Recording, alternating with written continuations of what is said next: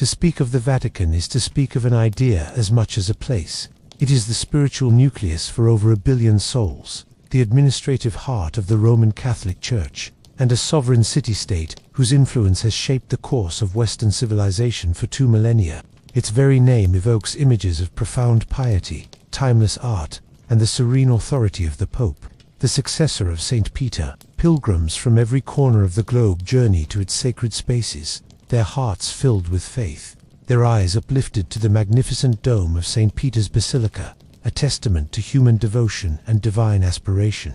They walk the hallowed halls of the museums, kneel in the hushed silence of the chapels, and feel the weight of history in every stone. This is the Vatican the world knows. The Vatican, it venerates a beacon of light, order, and doctrinal certainty in a chaotic world. But behind this immaculate facade, woven into the very fabric of its history, exists another narrative. It is a shadow history, whispered in the cloisters after dark, hinted at in obscure manuscripts locked away in the restricted sections of the Apostolic Archive, and passed down in cautious confidentiality among a select few.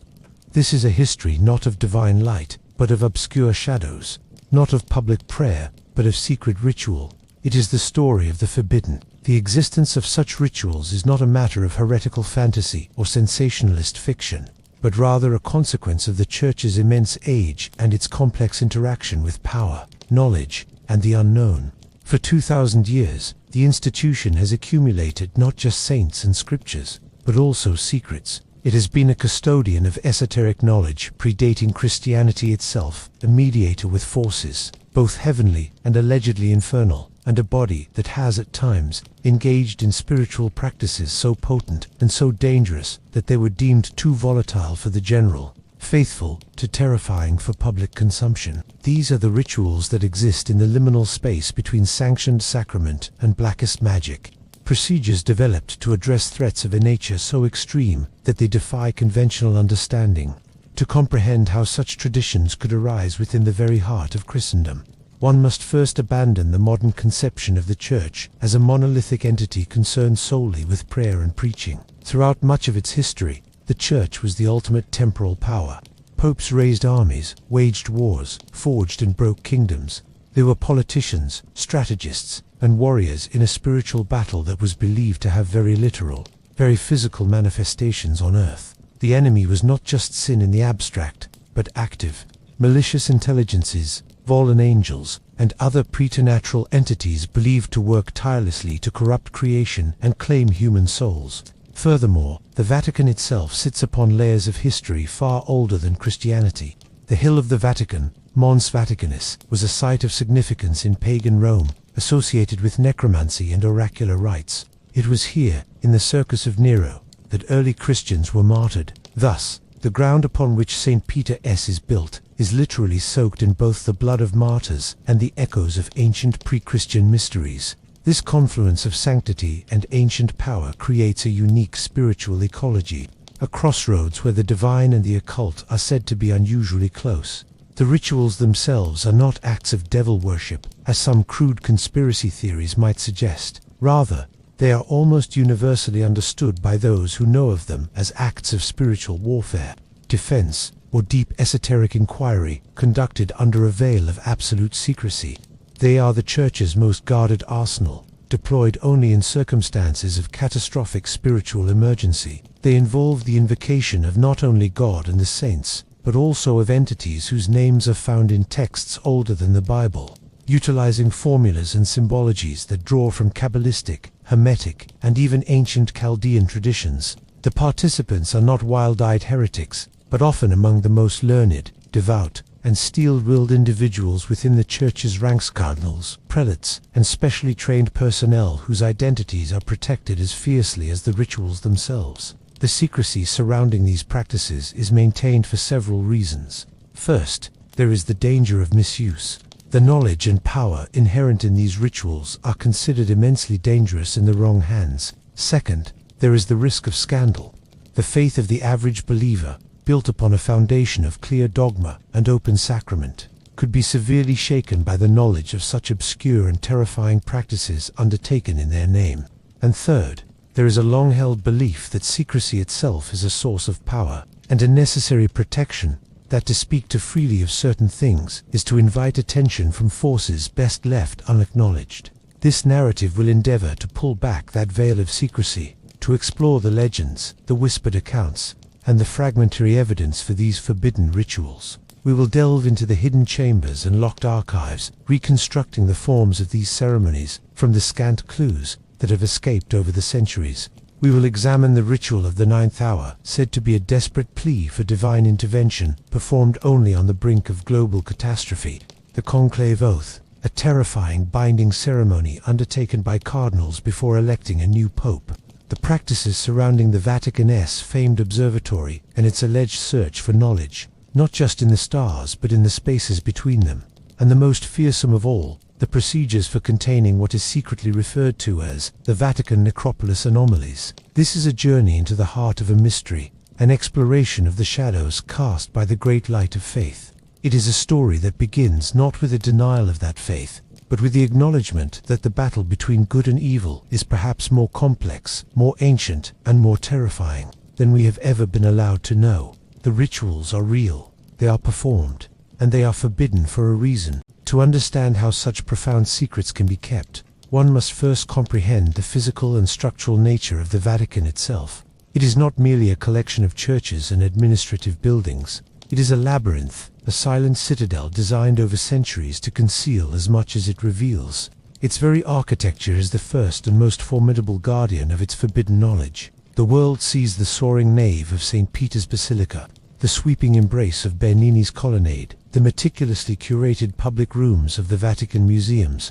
But beneath these marble floors and behind these gilded walls exists another city entirely, a city of hidden passages, sealed chambers, and archives accessible only to a handful of the most trusted individuals. This shadow Vatican is a vertical and subterranean world. While pilgrims gaze upward at Michelangelo's dome, few consider the deep foundations that anchor it, foundations that descend into a warren of ancient tunnels, crypts, and long-forgotten repositories. The heart of this secrecy is the Archivum Secretum Apostolicum, Vatican Empther, Apostolic Vatican Archive. The term secretum here is often mistranslated as secret, but its true meaning is closer to private or personal, referring to the Pope's private archive. Yet, in practice, the title has proven to be doubly apt. Housing over 53 miles of shelving, containing manuscripts and correspondence that span a millennium, the archive is a city of paper within a city of stone. Its contents are so vast that no single person, not even the most diligent prefect, could claim to know them all. Access is ruthlessly restricted. Scholars must apply for entry, specifying precisely which documents they wish to see, and their requests can be denied without explanation. Vast sections, marked with cryptic codes known only to the archive's most senior custodians, are permanently off-limits. It is in these classified sections, it is said, that the rituals are detailed not in plain language, but in cipher, in allegory, and in diagrams whose meanings have been lost to the outside world for centuries. But the secrets are not only consigned to paper, they are embedded in the stones. The Vatican Hill is honeycombed with necropolises and tunnels dating back to Roman times. The scavi, the excavations beneath the basilica, where the tomb of St. Peter was discovered, are just the tip of this subterranean iceberg. There are lower levels, ones not shown on any public map, accessed by doors disguised as bookcases or hidden behind tapestries in the private apartments of the highest-ranking cardinals. These passages, known colloquially among the initiated as Il Passaggio, the passage, or La Via Oscura, the dark way, are rumored to connect key points of power: the archive, the gardens, the observatory, and the deepest, most secure chapels. One such chapel, the focus of much speculation, is the Cappella di San Michele Arcangelo, not to be confused with the public chapel of the same name. This other chapel of St. Michael is said to be located in the oldest part of the Apostolic Palace, a windowless, circular chamber whose walls are lined, not with frescoes, but with lead. Its purpose is singular: to provide a contained, insulated space where rituals of immense spiritual potency and danger can be performed without their energies bleeding out into the world or attracting unwanted attention. The lead lining is not for radiation, as a modern mind might assume, but for spiritual insulation. It is believed to contain psychic resonance and block ethereal influences. The guardians of these spaces and the knowledge they hold are not the Swiss Guard, though their loyalty is absolute. The real guardians are a much more obscure and ancient order, the Sodalitium Pianum, or the Society of St. Pius V. Though officially disbanded in the early 20th century, it is widely believed that the society simply retreated further into the shadows, transforming from an organization concerned with doctrinal purity into one concerned with operational secrecy. Their members, unknown even to most of the curia, are the librarians of the forbidden sections, the guides of the hidden passages, and the silent witnesses to the rituals. They are the keepers of the keys, both literal and metaphorical. Theirs is a lifelong vow of silence, and they are trained from a young age in disciplines that blend intense theological study with what can only be called applied esotericism, the understanding and manipulation of spiritual forces. This architecture of secrecy, both physical and human, creates an environment where the impossible can not only be contemplated but enacted. It allows for a parallel tradition to exist within the Church, a deep, underground stream of practice flowing alongside the public river of doctrine. It is a system designed to compartmentalize terrifying truths, ensuring the stability of the institution and the peace of mind of the faithful, while still allowing the Church to engage with forces that would shatter that peace if ever they became widely known. The silent citadel stands, its secrets buried deep, its gates guarded by faith and silence. It is within this context that the specific rituals themselves begin to take shape, emerging from the darkness of conjecture into the slightly clearer light of documented procedure. The first and perhaps most fundamental of these is the ritual of the 9th hour. Of all the forbidden rituals whispered about within the deepest circles of the Vatican, the ritual of the 9th hour is perhaps the most profound in its purpose and the most terrifying in its implication. It is not performed for personal gain, for knowledge, or for power. It has a single, staggering function: to act as a spiritual circuit breaker, a desperate plea for direct divine intervention to avert a catastrophe of global, even cosmic, proportions. It is the Church's ultimate emergency protocol. The name itself is deeply symbolic, hearkening back to the hour of Christ's death on the cross, as recounted in the Gospels of Matthew, Mark, and Luke. This was the moment of ultimate sacrifice, the pivotal event in Christian cosmology that shattered the old order and initiated the new. The ritual, therefore, is framed as an appeal to that same sacrificial power, a plea to harness its world-altering potential once more, to prevent an imminent unraveling. The triggering events for the ritual of the 9th hour are not written in a simple list. They are described in allegorical and prophetic terms within a vellum manuscript known as the Codex Clemantium, the Book of the Crying Voices. Kept in a lead-lined box within the secret archive, the indications include the sudden, simultaneous desecration of 3 of the 5 patriarchal basilicas, the confirmed manifestation of a so-called walking apostasy, a physical entity embodying pure negation of divine order, or the reading of certain catastrophic patterns in the fabric of reality itself by the observers at the Vatican's Advanced Astrophysical and Metaphysical Research Division. The decision to initiate the ritual rests solely with the reigning Pope, advised by the prefect of the secret archive and the silent head of the Sodalitium Pianum. It is a decision of last resort, taken when all temporal and conventional spiritual actions have failed or are deemed useless.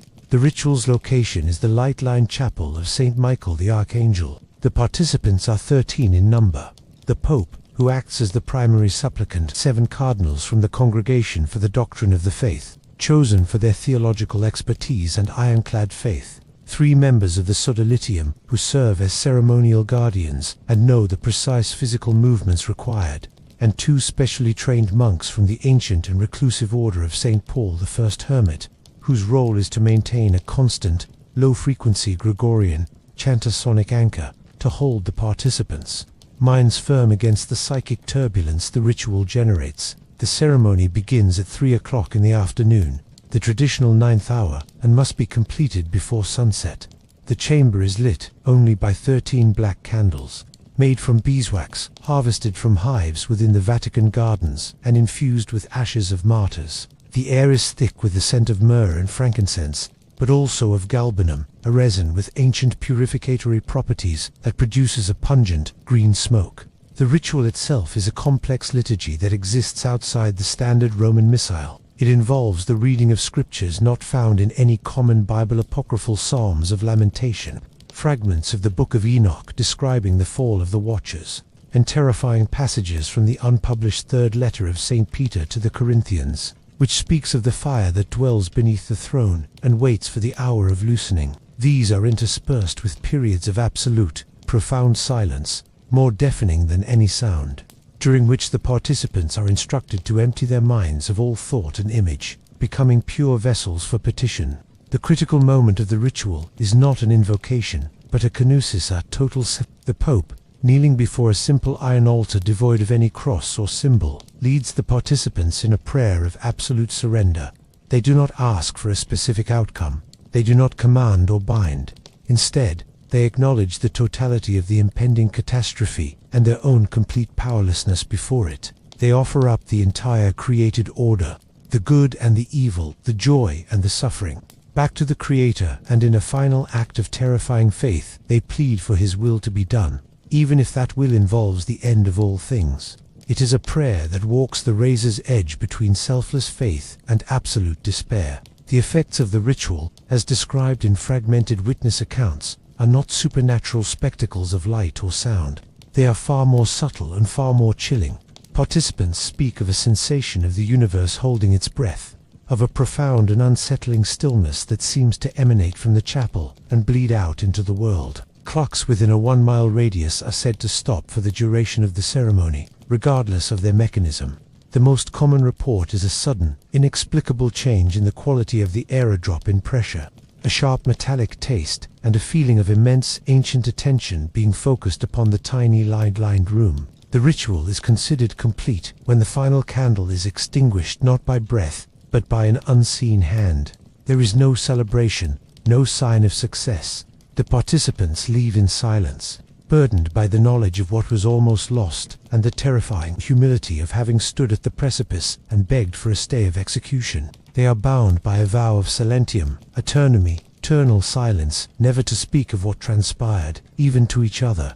The event is logged in the Codex Clemantium with a single, stark word: factum, it has been done. The aftermath is not a guarantee of salvation, but a silent, hopeful vigil, waiting to see if the storm has passed. It is the Vatican's deepest, darkest secret, that at the edge of the abyss, the most powerful prayer is not one of command, but one of utter, unconditional surrender. If the ritual of the 9th hour represents the Church's ultimate external defense, then the conclave oath is its most critical internal safeguard. It is a ritual of purification, protection, and terrifying binding that occurs not in response to a crisis, but as a prerequisite for creating the one man who must be prepared to face any crisis: the Pope. This ceremony, conducted in the absolute secrecy of the Sistine Chapel after the world believes the conclave has concluded, is designed to shield the papacy from preternatural corruption and to test the soul of the man elected to hold it.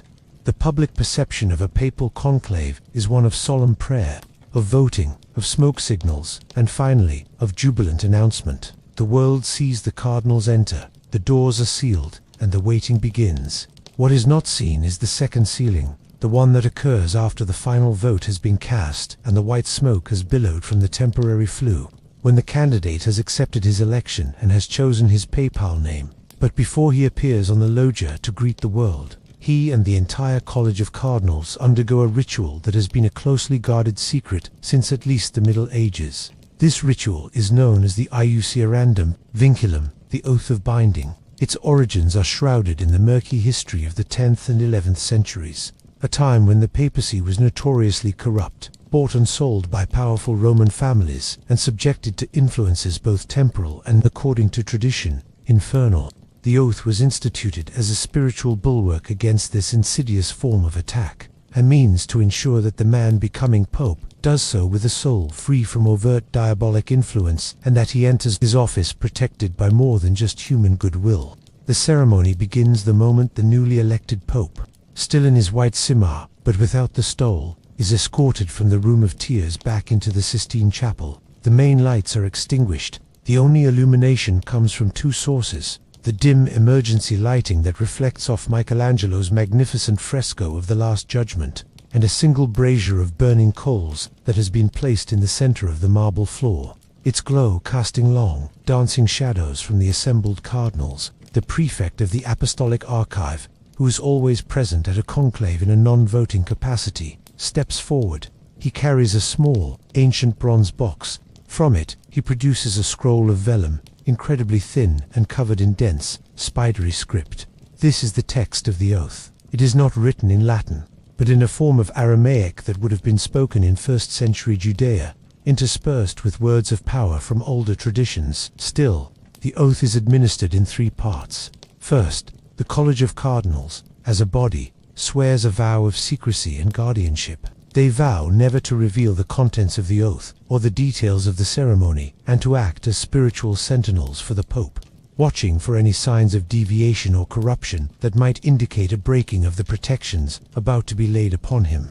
Second, the newly elected Pope is required to swear an oath of self-tribulation. This is the most harrowing part of the ritual. He must, aloud and before his brothers, confess the single greatest moral failing of his life, not in the general sense of confession, but a specific, named sin. This is not meant to humiliate, but to enact a principle of spiritual warfare. That which is hidden and unacknowledged becomes a point of vulnerability, a door that can be unlocked by malevolent forces. By dragging his deepest shame into the light, he theoretically seals that door. Witness accounts describe this moment as one of immense emotional intensity, often accompanied by tears, as the weight of the office collides with the frailty of the man. The third and final part is the binding itself. The prefect approaches the brazier and sprinkles a powder onto the coals, a compound of crushed sapphire, sulfur, and dried olive leaves from the Garden of Gethsemane. The coals flare with a brilliant blue and green flame, and the smoke that rises is thick and sweetly pungent. The new pope is instructed to place his hands over this smoke, allowing it to wreathe his hands, the hands that will bestow blessings, consecrate the Eucharist, and hold the keys of St. Peter. As he does this, the prefect reads the final segment of the scroll.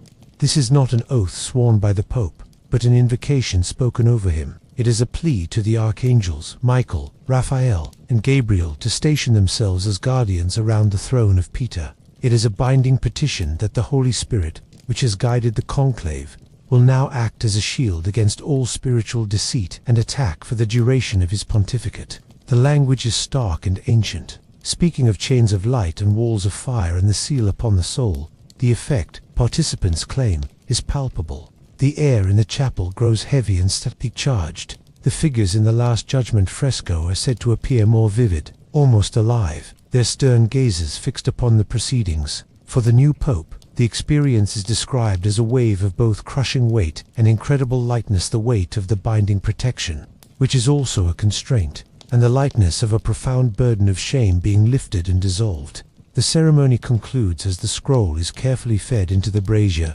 consumed by the multicolored flames. The ashes are collected and later entombed in a small niche in the foundation of St. Peter's Basilica. Only then is the new pope vested with the stole and led out to the loggia to assume his public role as the Bishop of Rome. He appears to the world a figure of joy and hope, but those in the know understand that he now carries within him not just the Holy Spirit, but a celestial lock and key, a divine safeguard against the darkness that forever seeks to corrupt the heart of the Church.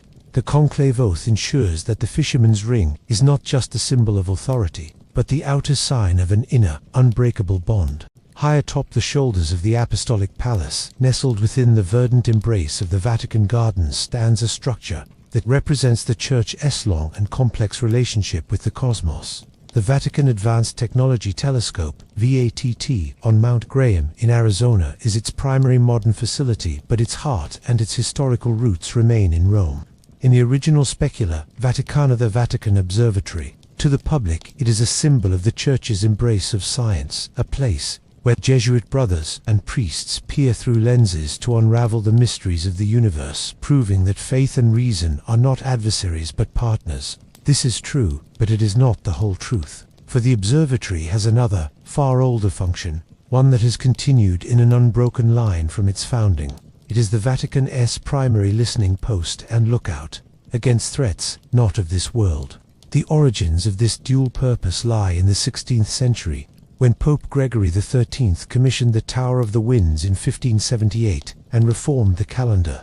The astronomical work was undeniably practical, yet The papal bull that established the observatory also contained a cryptic clause, charging its directors with the duty of vigilantia caelestis, celestial vigilance. This was not merely a call to watch for comets or eclipses. In the theological and esoteric mindset of the time, the heavens were not empty.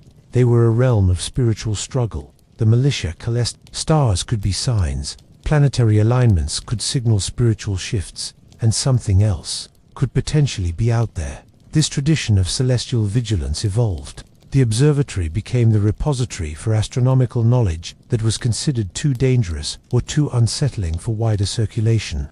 Reports from sailors of strange lights in the sky, from mystics of visions seen in the firmament, and from missionaries in the new world of star lore that spoke of ancients from the heavens, all found their way to the observatory's private archives. The Jesuits, with their rigorous intellectual discipline and their vow of obedience, proved to be the perfect custodians for this sensitive duality. World-class scientists, who are also spiritually fortified priests. The forbidden ritual associated with the observatory is not a single ceremony, but a continuous, disciplined practice known as the Vigil of the Four Watchers. It is conducted in a specially shielded chamber, deep beneath the main observatory building. A room whose dome is not made of glass, but of a single polished sheet of obsidian.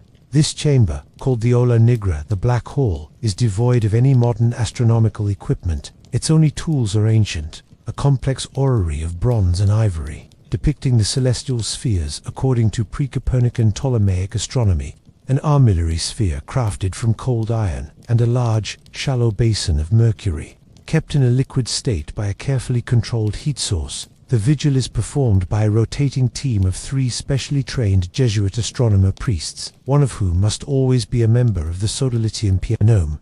Their duty is to maintain a constant, prayerful watch, not for physical asteroids or comets, but for anomalies in what they term the spiritual substrate of the cosmos. They believe that certain celestial events, the passage of a rare comet, a grand conjunction of planets, the emergence of a supernova can act as ripples in a pond, affecting not just physical matter, but the very fabric of spiritual reality. Their task is to monitor these events and calculate their potential theological and metaphysical impact. The ritual begins with the lighting of 4 lamps, each representing one of the 4 watchers from the Book of Daniel, the archangels often associated with the cardinal directions and the elements.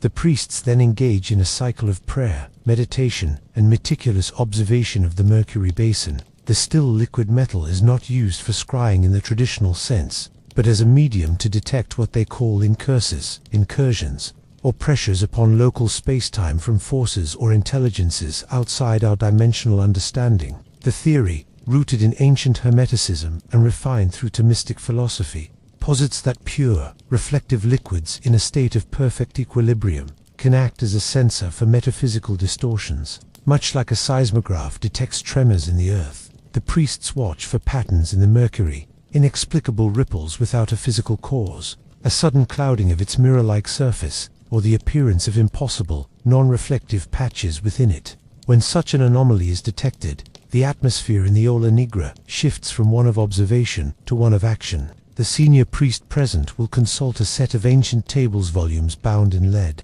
filled with complex astrological charts and patristic commentaries on apocalyptic literature. They cross-reference the celestial event with the Mercury anomaly, seeking a correlation.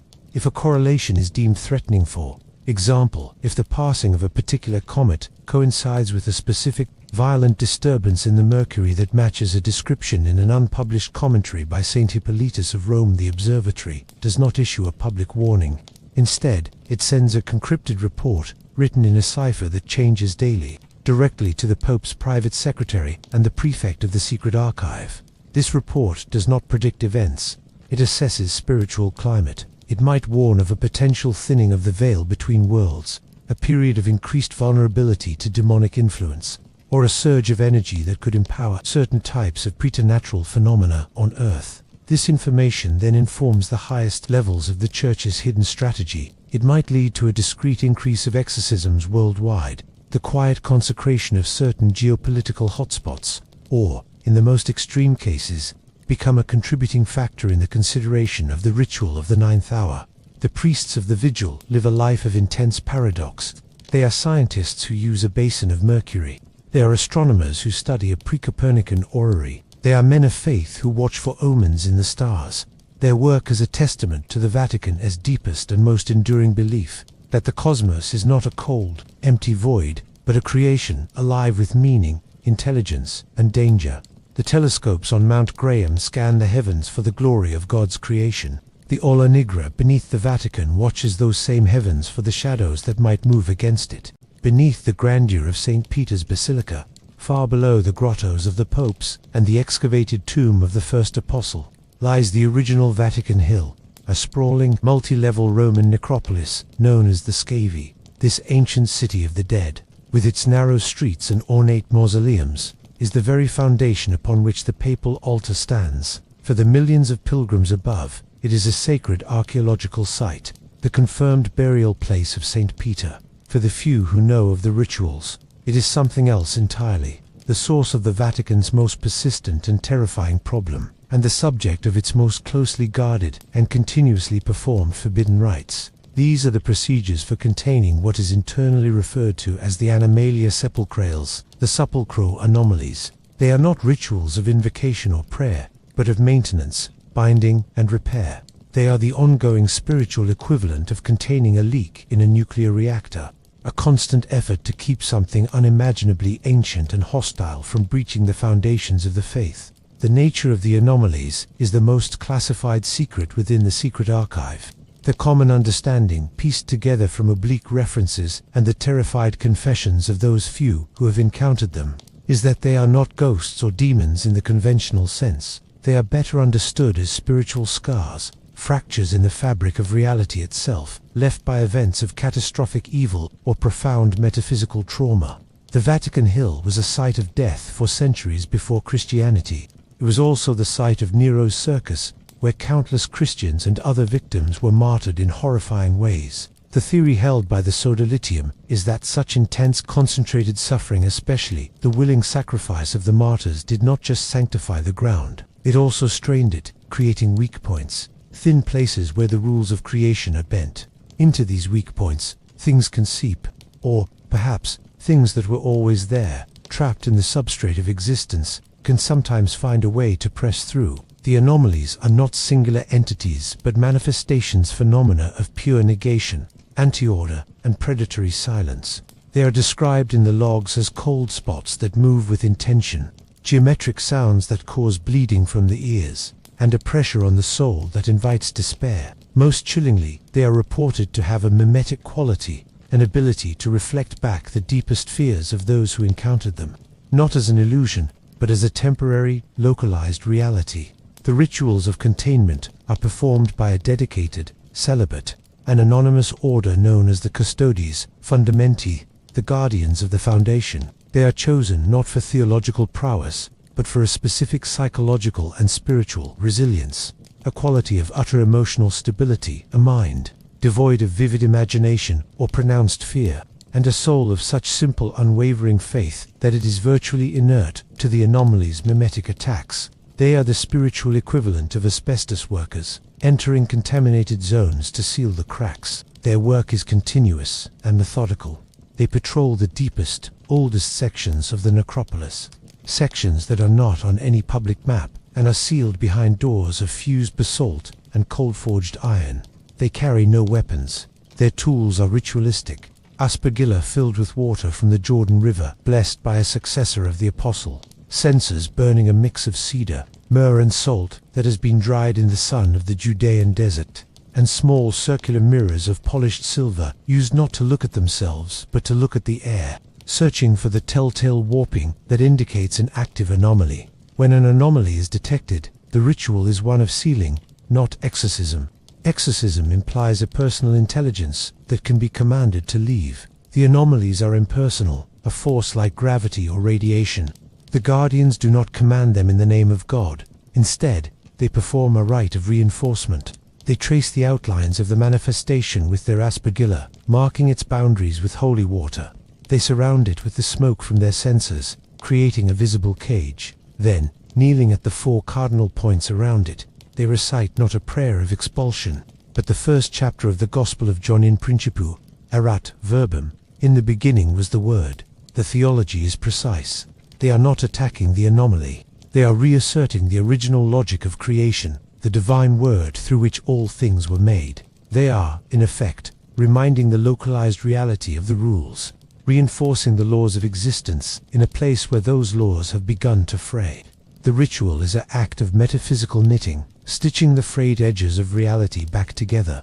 The goal is not to destroy the anomaly, but to compress it, to push it back through the crack, and then seal the crack behind it. The most feared event is a foundation dream, a phenomenon where the influence of a major anomaly bypasses the guardians and begins to affect the sleep of those in the basilica above, even the Pope himself. These are not normal nightmares. They are shared, coherent, and terrifyingly specific visions of the basilica's foundations crumbling, of the obelisk in the square cracking open to reveal something black and pulsating, or of the very concept of prayer becoming silent and meaningless. A foundation dream is a code-red event, triggering an immediate and massive response from the custodes, fundamenti, and the sodalitium, often involving the celebration of a private mass right on the spot of the manifested anomaly.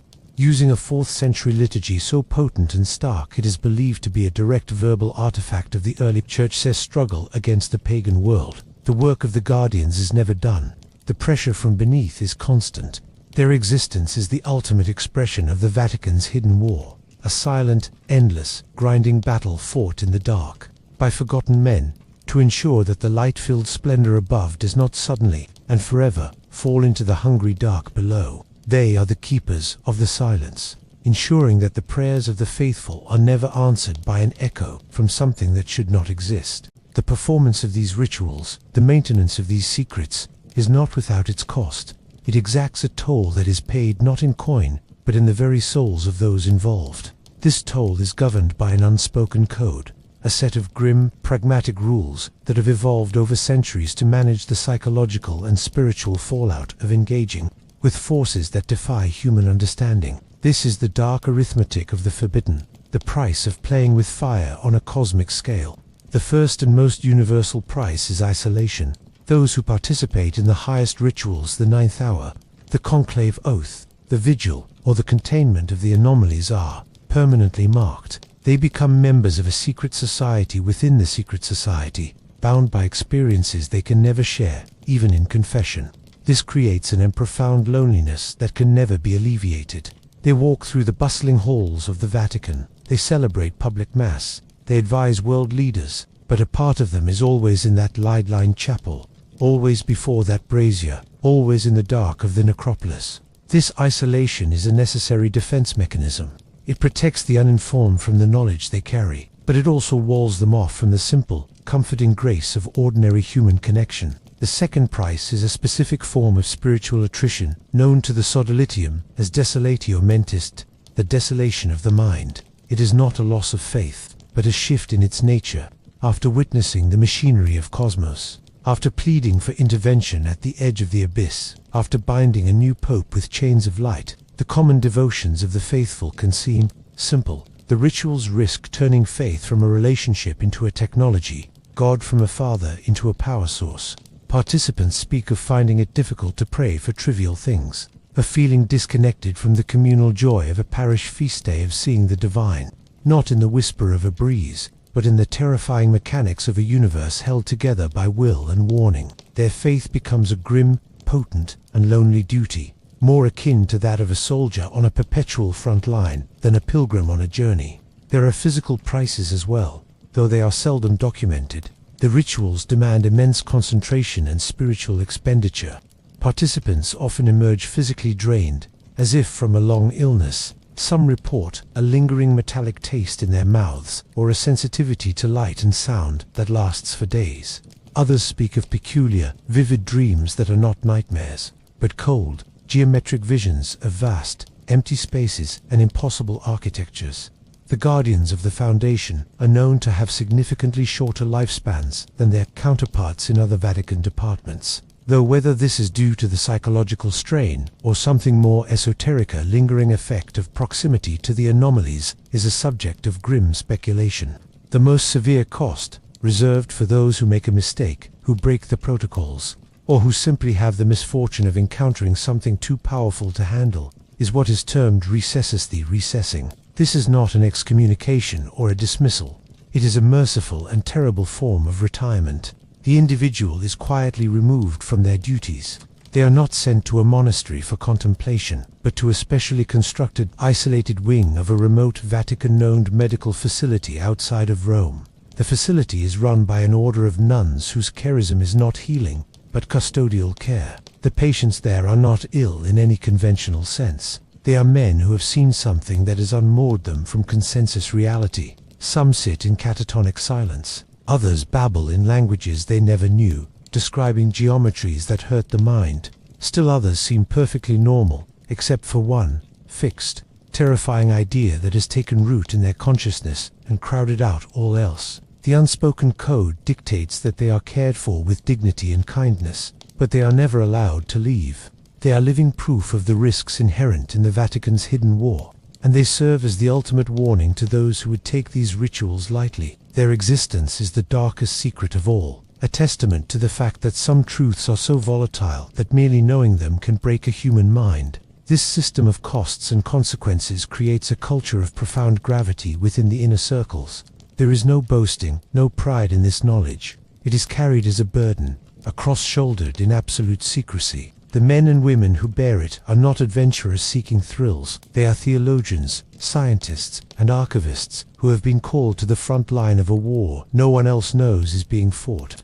They understand that their work, while necessary, comes with a bill that must be paid in the currency of their own peace, their own normality, and sometimes their own sanity. They accept this, not for glory, but out of a love for the Church and for humanity so deep that they are willing to face the darkness, so that others may continue to live in the light, blissfully unaware of the fragile barriers that separate their world from the chaos.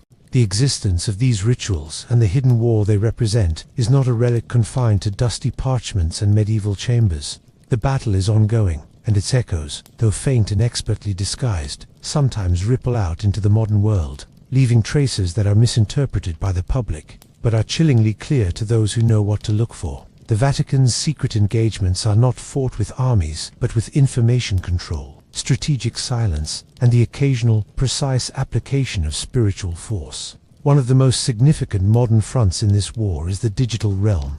The Vatican is often criticized for its slow adoption of modern technology, but this hesitancy is not merely bureaucratic inertia. Within the Sodalitium, there is a profound and studied distrust of certain technologies, particularly those that create global, interconnected networks of information and energy. The theory based on centuries of esoteric understanding is that the internet, social media, and global digital communication do not just transmit data, they also create a new vast and volatile psychic landscape, a noosphere, or a collective unconscious made manifest.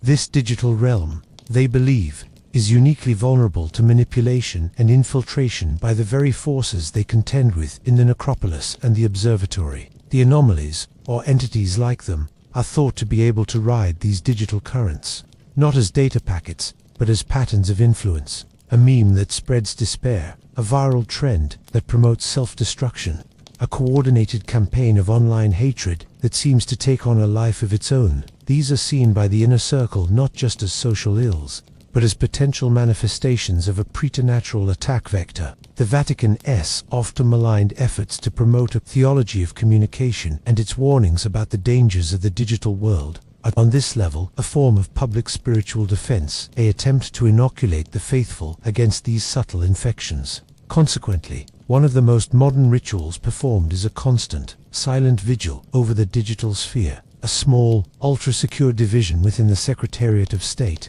staffed by tech-savvy priests and lay experts who have undergone rigorous psychological screening, monitors global data trends. They are not looking for political news, but for what they term semiotic contagions, signs, symbols, and linguistic patterns that match those found in ancient texts describing demonic influence or spiritual decay. When such a pattern is detected, the response is not a public statement. It is a quiet, targeted countermeasure. The discreet funding of positive online initiatives, the strategic promotion of certain artistic or cultural content that carries a benign resonance, and in extreme cases the celebration of masses in specific locations with the intention of draining the spiritual energy, fueling the negative online phenomenon. It is information warfare on a metaphysical level. The physical battlefield has also expanded. The Vatican is no longer just protecting its own hill. The globalization of the Church means it must now contend with points of spiritual crisis worldwide. When a particularly brutal genocide occurs, when a site of immense natural beauty is desecrated by industrial disaster, or when an ancient pagan temple of particularly dark repute is unearthed, it can create a spiritual wound, a new anomaly in the making. The Sodalitium and the Custodes Fundamenti have a protocol for these events.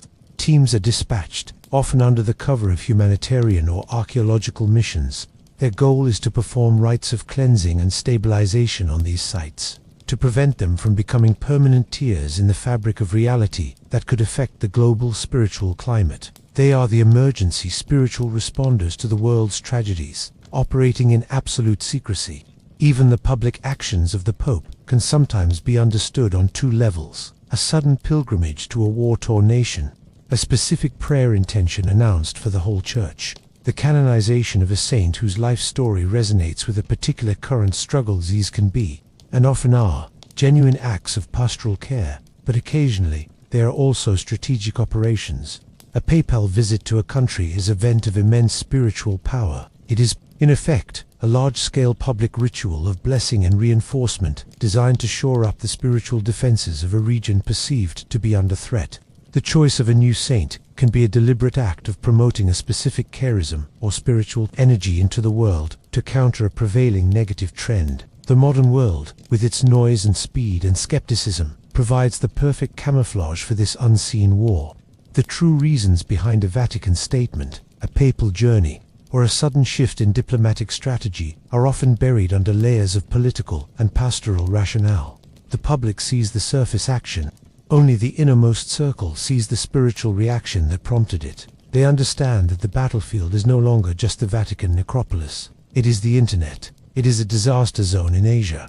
It is the collective consciousness of humanity itself. The rituals have evolved. The weapons have changed. But the war remains the same. A perpetual, silent struggle to maintain the light against a darkness that is ancient, adaptable, and endlessly patient. The forbidden knowledge is not kept secret to hoard power, but because, in the wrong hands, or even in the right hands, seen by the wrong eyes, it could shatter the very reality it is meant to protect. To know of these things is to inherit a burden of terrifying proportions. It is to understand that the serene authority of the Vatican, the timeless rituals of the Mass, the gentle wisdom of the Pope, all these things exist within a fragile bubble, a sanctuary of order meticulously and tirelessly maintained against a cosmos that is far stranger, far more dangerous and infinitely more ancient than the comforting certainties of daily life suggest. The forbidden rituals are not a denial of faith.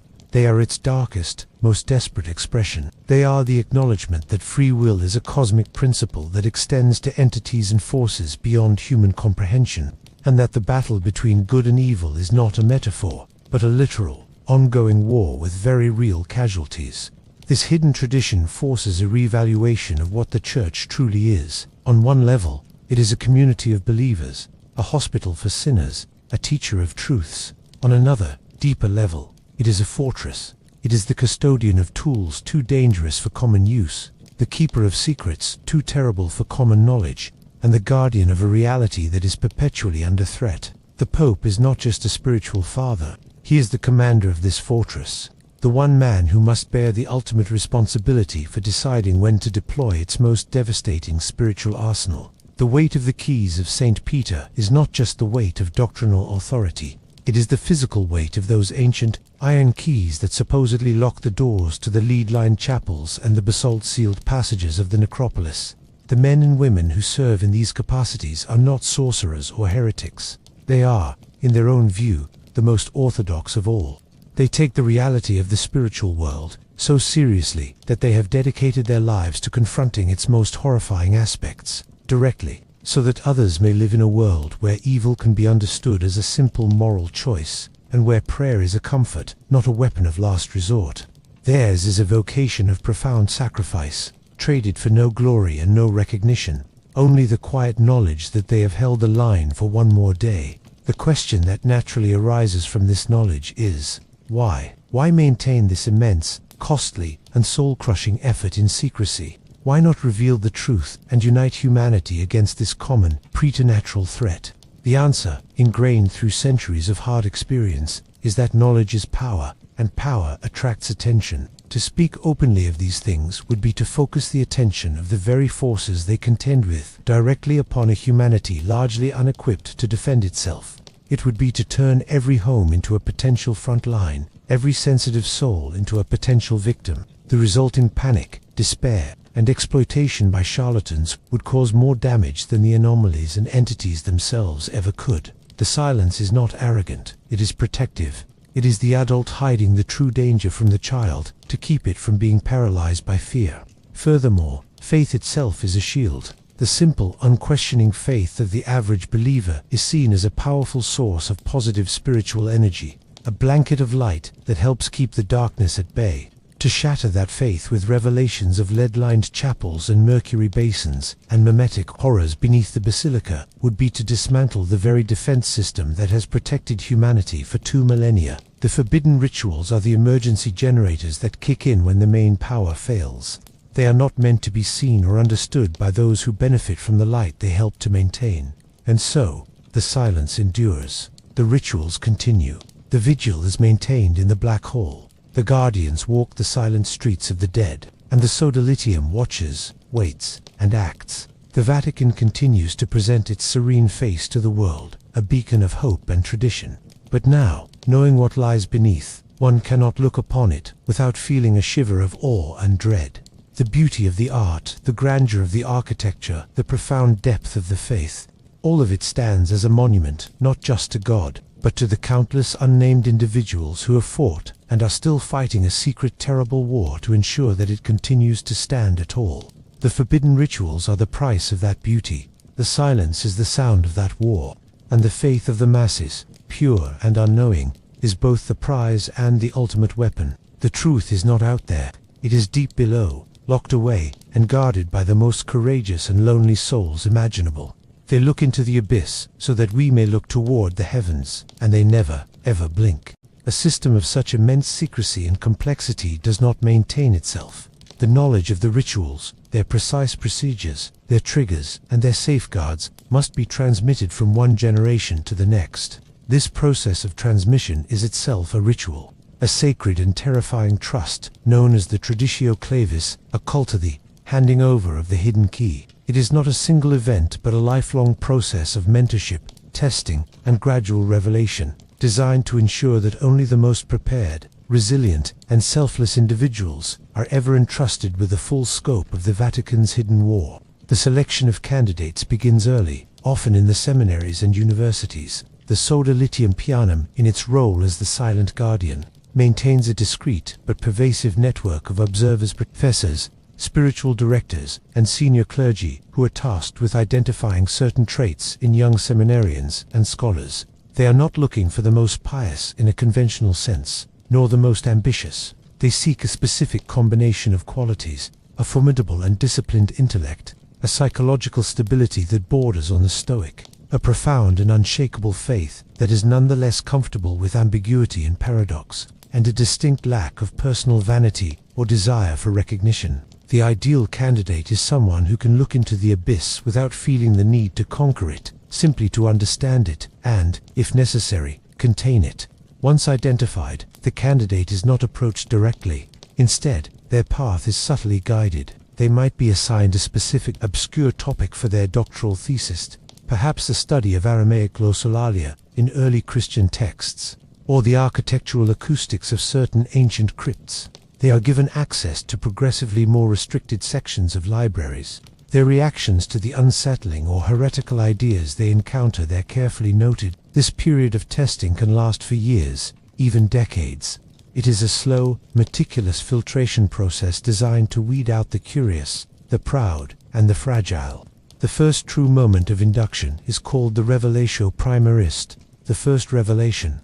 The candidate, now usually a priest in his 40s or 50s, with an established reputation as a theologian, historian, or scientist, is summoned to a private meeting with a superior they have never met before, high-ranking member of the Sodalitium. In a plain office without ceremony, they are presented with a single piece of evidence, a photograph of a document that should not exist, a recording of a sound that defies physics, or a first-hand account of an event that challenges reality. The content is always different, but the purpose is the same: to shatter their existing worldview and introduce the possibility of the hidden truth. Their reaction is everything.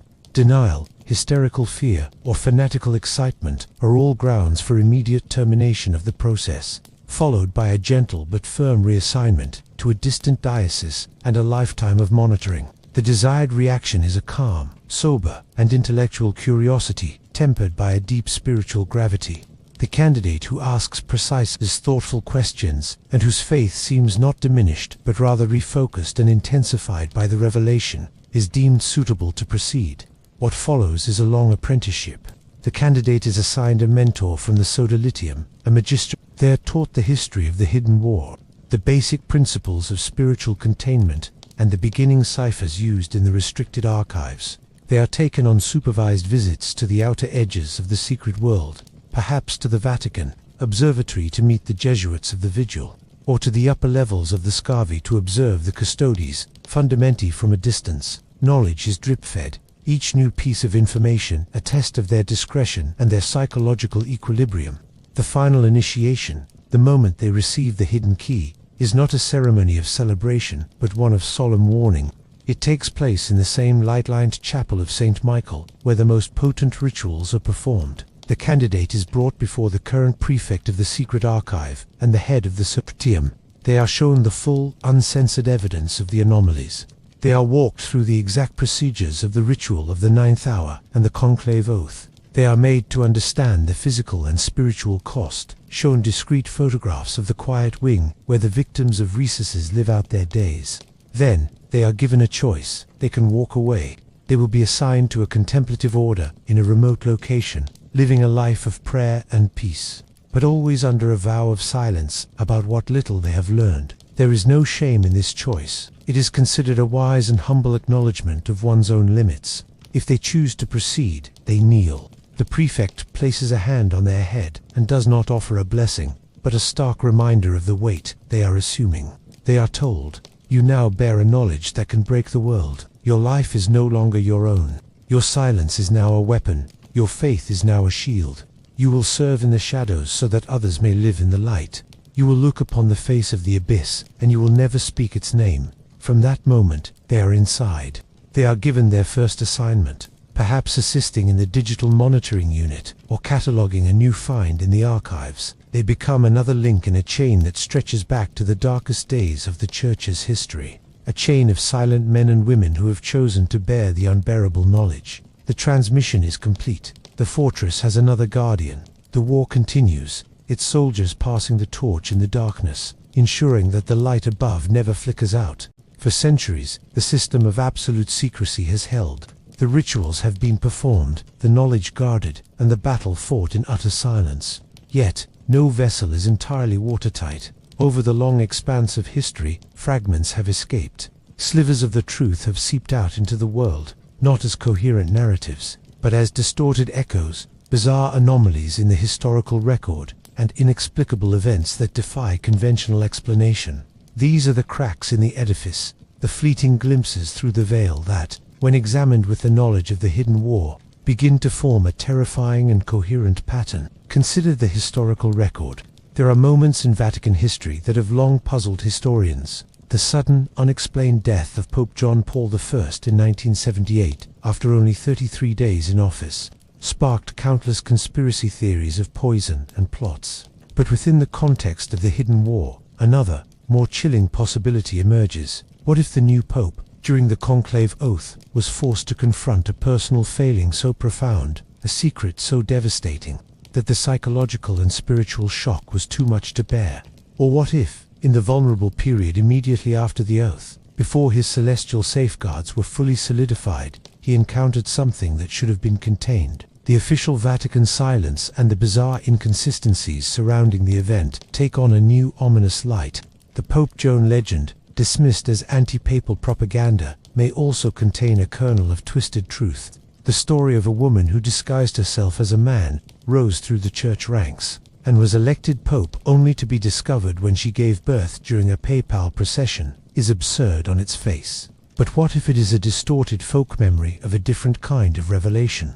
What if a newly elected pope, during the intense spiritual scrutiny of the conclave oath, was found to be spiritually unclean or harboring a latent connection to an anomaly? The public exposure and violent end of the figure could be a corrupted retelling of a swift and brutal act of spiritual containment performed by the Plesilitium to neutralize a catastrophic threat to the papacy. Art and architecture within the Vatican itself hold clues for those with the eyes to see them. The famed Last Judgment by Michelangelo in the Sistine Chapel is not merely a depiction of salvation and damnation.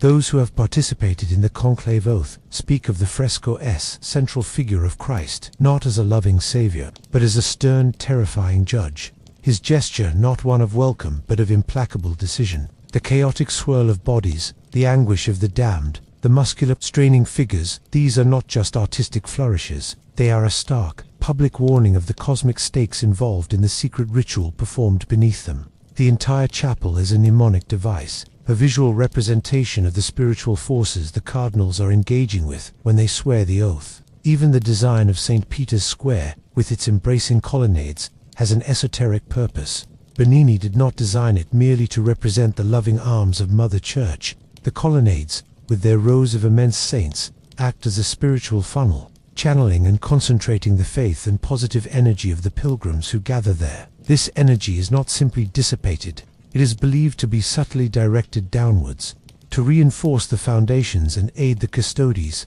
fundamenti, in their perpetual containment work below. The square is not just a plaza, it is the visible tip of a massive spiritual battery. Outside the Vatican's walls, the echoes grow stranger. The phenomenon of demonic possession and the Church's practice of exorcism are the public-facing, sanitized version of a much darker and more complex reality.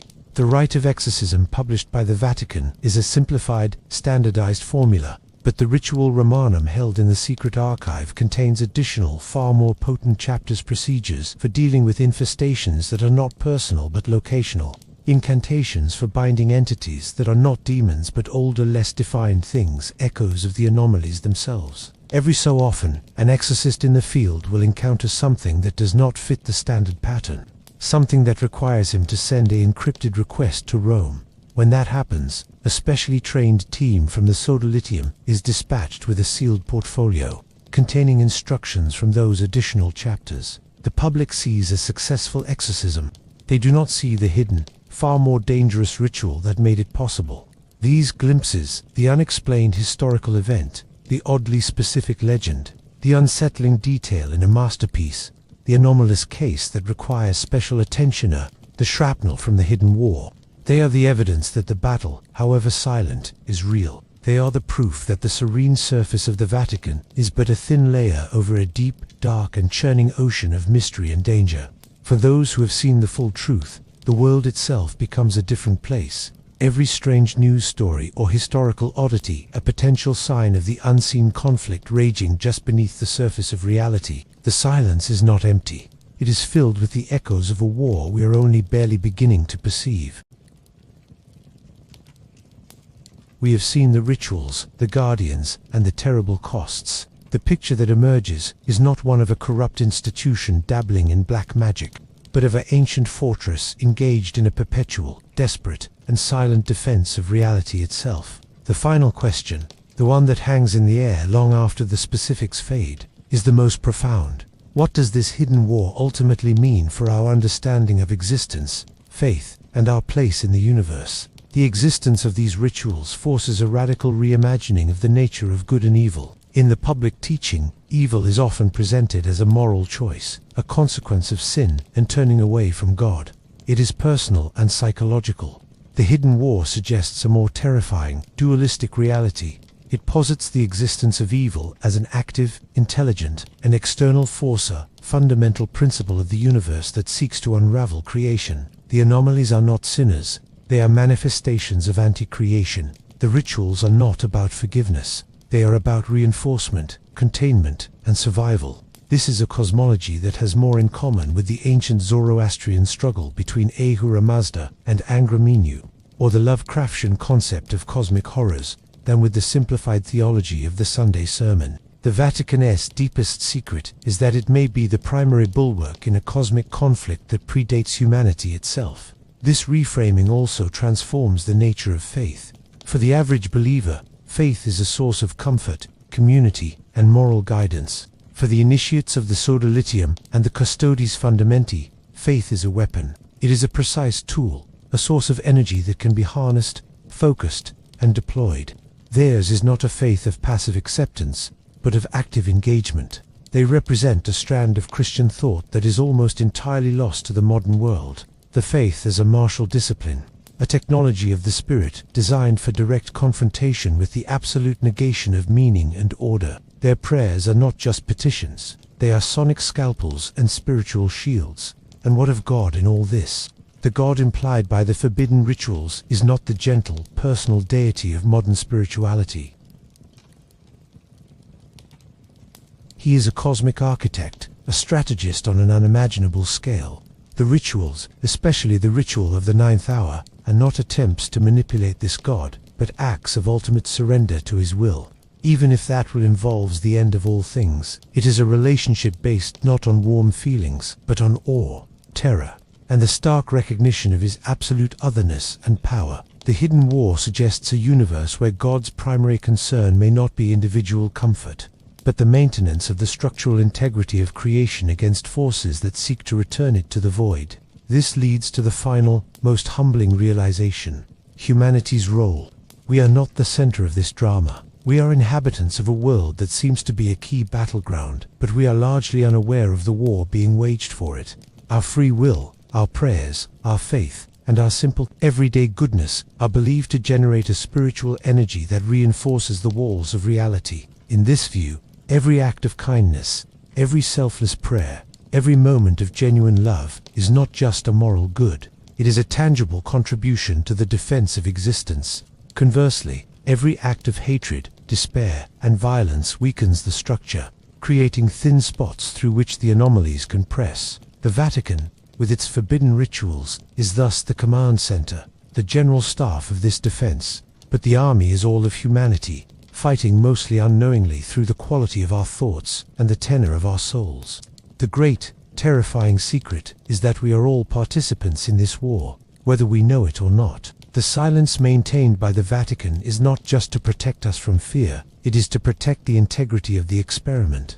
Our ignorance is what makes our choices genuine, and our genuine choices are what generate the spiritual power needed to win. The story of the forbidden rituals is, therefore, the ultimate paradox. It is a story of terrifying cosmic conflict that ultimately affirms the profound significance of every human life. It is a narrative of dark, ancient secrets that, when understood, reveals the incredible power of simple faith and everyday goodness. The silent men and women in the depths of the Vatican look into the abyss, not because they love the darkness, but because they love the light so deeply that they are willing to face whatever might threaten it. They bear the knowledge so that we may bear the grace of ignorance. They fight the secret war so that we may live in peace. Theirs is the final silence, a silence filled with the unceasing, unspoken prayer that the light will hold, the walls will stand, and that the world in its blissful unawareness will never have to know the true nature of the darkness that surrounds it.